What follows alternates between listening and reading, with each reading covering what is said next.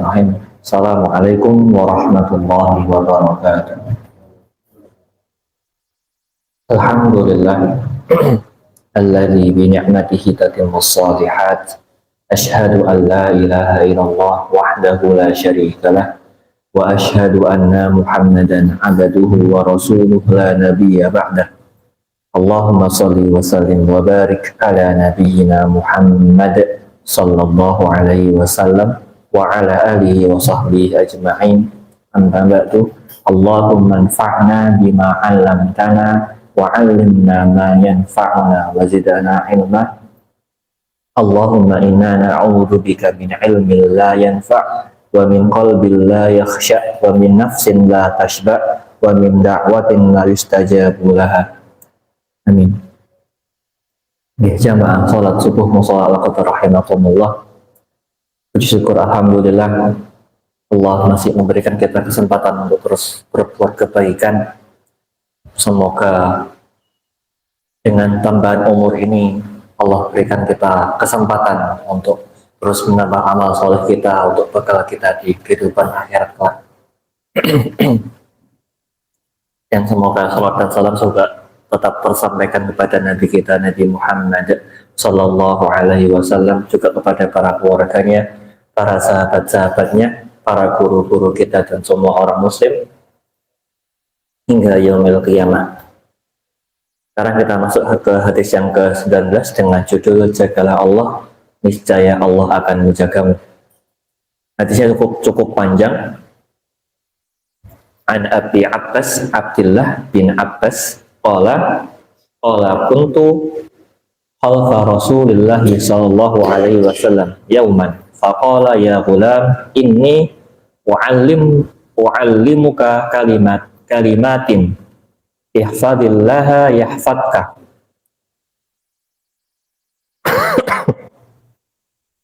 ihfadillaha yahfadka ahfadillaha tajidhu tujahaka idza sa'alta fas'alillah wa idza sta'anta fasta'in billah wa'lam annal ummah law ijtama'at 'ala ayyan fa'uka bi syai' lam yanfa'uk illa bi syai' qad katabahu Allahu wa laka wa law ijtama'u 'ala ayyadurruka bi syai' lam yadurruka illa bi syai' qad kataballahu 'alaika rufi'atil aqlamu wa jaffatis suhuf. Dari Abu Abbas Abdullah bin Abbas radhiyallahu anhu radhiyallahu anhu lagi, karena Abdullah bin Abbas itu anak dari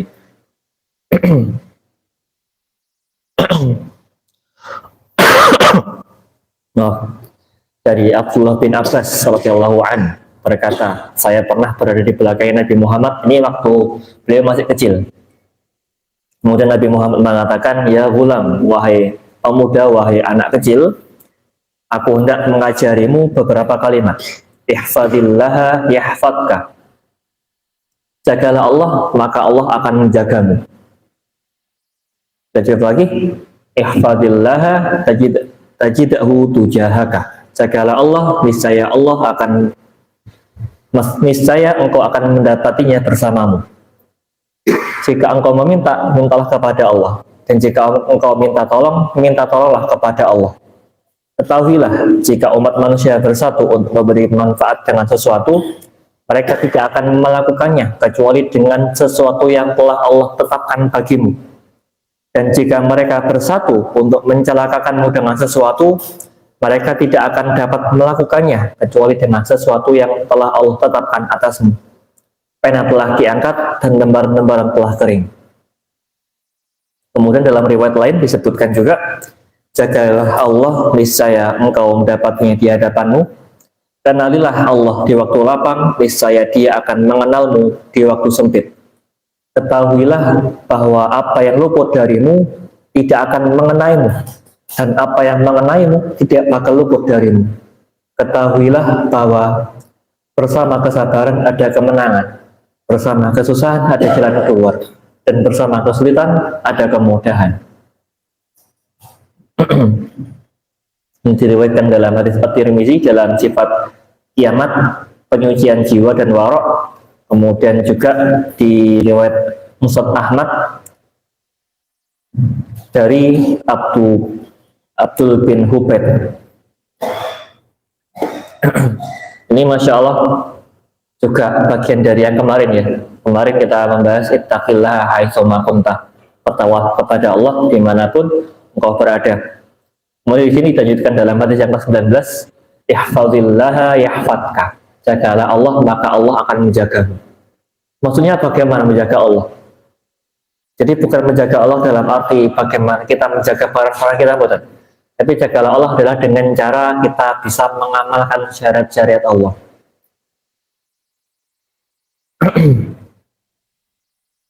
Di sini disebutkan jagalah Allah, niscaya Allah akan menjagamu adalah berpegang teguhlah dengan perintah Allah Ta'ala. Beradilah pada batas-batasannya, maksudnya jangan sampai kita melaksanakan hal-hal yang Allah haramkan dan jangan mendekatinya apalagi melewatinya. Tunaikan apa yang wajib kepadamu dan jangan meremehkannya. Kalau sudah diwajibkan salat maka tunaikan salatnya.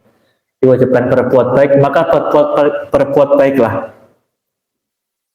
Jauhilah perkara-perkara yang dilarang dan buatlah penghalang antara dirimu dengan larangan-larangan tersebut. Perhatikanlah bagaimana Allah menjaga agamanya buat kamu, menjaga akidahmu dari penyelewengan, menjagamu dari bisikan-bisikan jahat dan menyesatkan. Perhatikan pula bagaimana Dia menjagamu dari gangguan makhluk-makhluk lain, melindungimu dari setan, jin, dan manusia, melindungimu dari penyakit dan penderitaan kamu, dan bersama orang yang menempuh perjalanan, keluarga karibmu.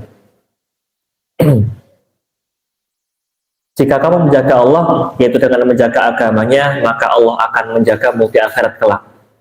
Allah akan menjagamu dari api neraka yang menyiapkan Allah akan menjagamu dari api neraka dan menyiapkan bagimu surga yang luasnya seluas langit dan bumi yang disediakan bagi orang-orang yang bertakwa.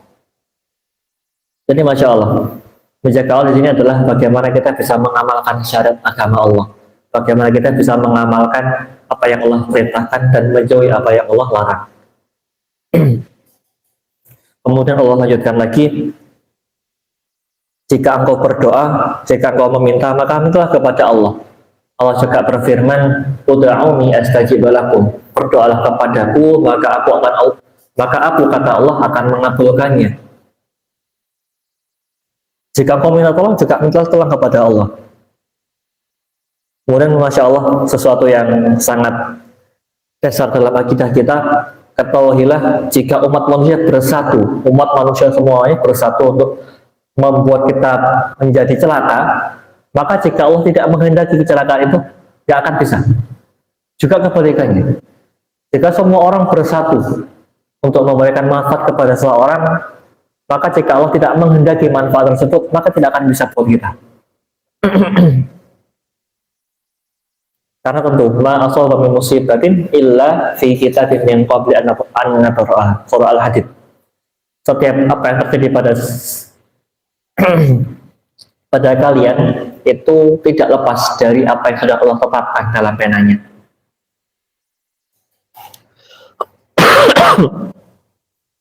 Yang di sini kita belajar bahwasanya ada kalimat yang juga sudah kita hafalkan, la haula wala quwwata illa billah. Tidak ada daya dan kekuatan kecuali hanyalah milik Allah. Maka tidak ada sesuatu apapun yang dapat mencelakakan kita, kecuali itu adalah sudah Allah takdirkan buat kita. Dari pekan kemarin saya juga menyampaikan hadis di anak-anak santri kami. Ada sebuah hadis yang isinya juga demikian. Jika terjadi sebuah musibah kepada kalian, maka janganlah seharusnya aku bisa melakukan ini dan itu agar nanti saya tidak celaka. Tapi kata Nabi Muhammad, jangan berkata seperti itu. Tapi katakanlah qadarullah wa ma syaa fa'ala. Bahwasanya semua sudah Allah takdirkan. Dan yang terjadi adalah yang terbaik buat kami. Kenapa demikian? Karena ketika kita mengatakan ini dan itu, seharusnya aku tadi seperti ini, biar nggak gini. Maka itu adalah celah setan untuk memporak-porandakan hati kita. Makanya di sini, Masya Allah, harus keyakinan penuh bahwasanya setiap musibah, setiap bala, setiap ujian datangnya tidak lain dan tidak bukan adalah dari Allah. Dan tentu ketika Allah uji kita, maka pasti akan Allah sudah siapkan buat kita sesuatu yang lebih baik. Dengan diuji sakit, maka sesungguhnya sakit itu akan menggugurkan dosa-dosa jenengan. Dan banyak sekali para anbiya, para nabi, para rasul yang Allah uji. Awalnya Allah uji dengan sakit, Allah uji dengan kehilangan anaknya, Allah uji dengan siksaan yang luar biasa, yang pernah dibakar, yang sampai digergaji. Dan subhanallah, mereka terus berada dalam jalan Allah, mereka terus memakan agamanya Allah. Belum lagi juga para saudara kita yang ada di Palestina, yang sekarang sedang dijajah oleh Israel laknatullah. Mereka pun juga demikian, makannya susah, minumnya susah, dan kesusahan yang lain. Rumahnya dibakar, rumahnya dibom, hancur semuanya. Tetapi Masya Allah, mereka masih berpegang kepada agama Allah. Yang perempuan masih berjilbab. Ketika mereka juga masih sholat. Ketika puasa juga masih ikut puasa. Jangan kita di sini Masya Allah, tidurnya enak, minumnya enak, makannya enak. Musholanya juga masih, Masya Allah, sangat nyaman. Tetapi ketika ada rasa malas, ketika kita beribadah kepada Allah, maka kita harus bertanya pada diri kita, sebenarnya kita sedang kenapa kok sampai seperti itu? Karena tentu ujian yang kita dapatkan dibandingkan dengan para anbiya, dengan para orang-orang soleh, para ulama kita sangat jauh. Ada ulama Imam Hambali itu, bapak-bapak, ibu-ibu, dikisahkan bahkan sampai diboikot oleh masyarakatnya gara-gara pertentangan dengan penguasa pada saat itu. Dipenjara, disiksa di penjaranya. Dan dengan di penjara itu Masya Allah, beliau bisa menuliskan kitab Musnad Imam Ahmad di penjara. Ulama kita juga di Indonesia mungkin masih ada yang ingat penulisnya Tafsir Al-Azhar, Buya Hamka. Beliau di penjara juga gara-gara berselisih dengan penguasa saat itu. Dan Masya Allah, di penjara beliau bisa menamatkan kitab tafsir beliau 8 jilid. Itu di penjara. Dan Masya Allah, sangat luar biasa. Jadi jangan sampai ujian itu malah membuat kita down.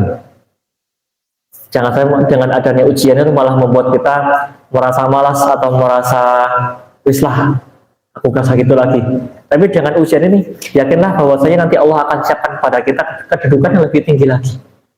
Sebagaimana anak-anak kita yang sedang sekolah, mereka akan ujian, diuji oleh guru-gurunya, maka kan ditentukan di situ. Kalau mereka ujiannya baik, maka akan bisa naik kelas. Karena sudah layak di situ. Tapi ketika ujiannya nggak baik, maka ya di situ terus kedudukannya.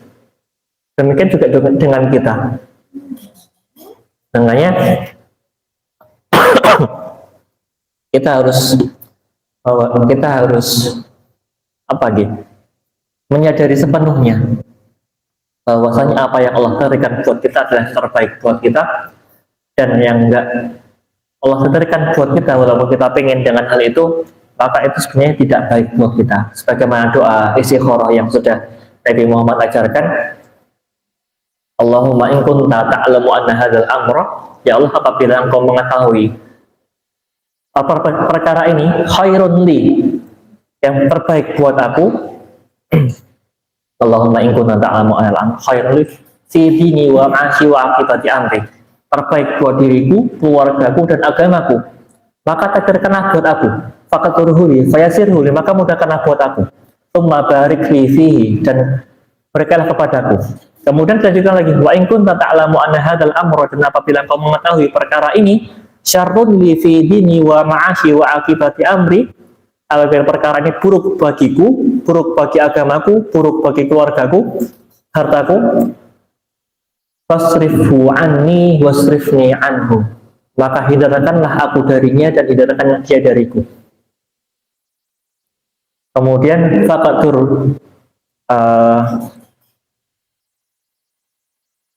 safarin, lupa kayak berikutnya. Intinya adalah, maka gantikanlah kepadaku yang lebih baik baginya. Itu adalah doa istikharah, yang mana itu juga merupakan bagaimana kita menyikapi takdir. Mungkin kita ingin sesuatu yang baik, yang kita kira sudah baik, tapi Allah nggak kabulkan buat kita. Maka yakinlah bahwasanya dengan itu Allah sedang menghindarkan kita dari sesuatu yang lebih tidak baik bagi kita.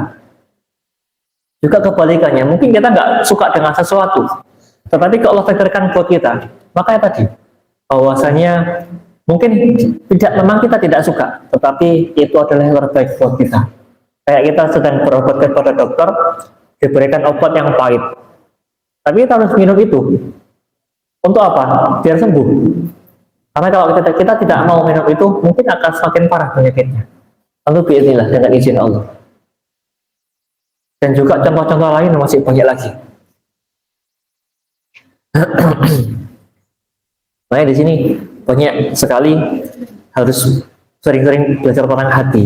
Belajar tentang kalau di kajian lain dinamakan dengan tazkiyatun nafas, penyucian jiwa. Yang mana kita berusaha mengenalkan hati kita bahwa setiap yang terjadi di dalam diri kita pasti baik. Dan yang Allah hindarkan dari kita pasti itu juga yang terbaik buat kita. Makanya jangan sampai kita mencela Allah, na'udzubillah. Jangan sampai kita merasa Allah nggak tahu dengan kita, bahwasanya pasti Allah lebih tahu tentang diri kita.